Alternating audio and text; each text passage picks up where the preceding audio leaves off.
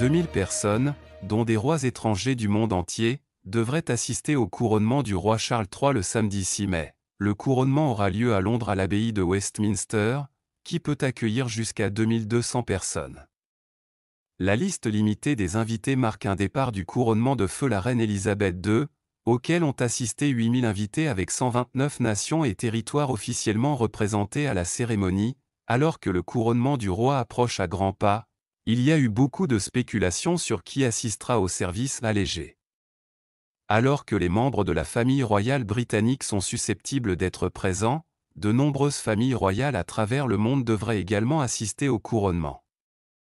Le 11 avril, le prince héritier Fumihito et son épouse la princesse héritière Kiko du Japon ont confirmé qu'ils assisteraient au couronnement du roi Charles III le 6 mai, selon les médias locaux. La famille royale danoise a également confirmé sa présence au couronnement au début du mois.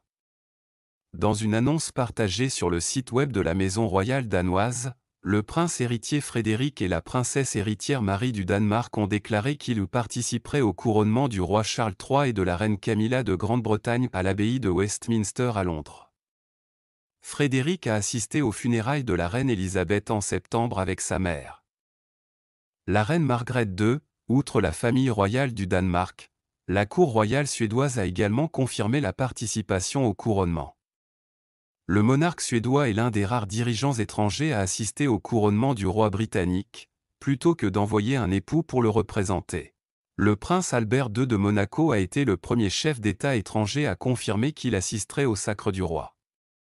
En janvier, le souverain régnant de Monaco a déclaré à People que lui et sa femme, la princesse Charlène, seraient parmi les invités à l'abbaye de Westminster. « Je suis certain que ce sera une cérémonie incroyable et très émouvante », a déclaré le royal de 64 ans. Nous avons maintenu le contact depuis que Sa Majesté est devenu roi, mais je ne lui ai pas parlé personnellement depuis les funérailles de la reine. Le prince a partagé qu'il est certain que le roi ajoutera ses propres touches personnelles au couronnement. Cependant, il ne savait pas si leur jumeau de 8 ans, le prince Jacques et la princesse Gabriella, seraient invités. Le roi Felipe et la reine Laetitia d'Espagne ont confirmé leur présence le 11 avril, ainsi que le roi Philippe et la reine Mathilde de Belgique. Le roi Willem-Alexander et la reine Maxima des Pays-Bas assisteront également au couronnement, tandis que leur fille, la princesse Katharina Amalia, et la mère de Willem-Alexander, la princesse Béatrix, assisteront à la réception au palais de Buckingham le 5 mai.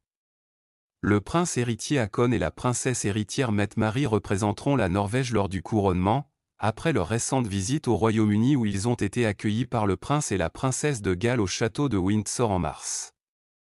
Le grand-duc Henri de Luxembourg et la grande-duchesse Maria Theresa de Luxembourg seront également présents, ainsi que la reine Anne-Marie de Grèce et son fils et sa belle-fille, le prince héritier Pavlo et la princesse héritière Marie-Chantal. Une source avait précédemment déclaré au Mail dimanche, au couronnement de la reine, il n'y avait pas de monarque couronné, seuls les dirigeants du protectorat comme la reine des Tonga.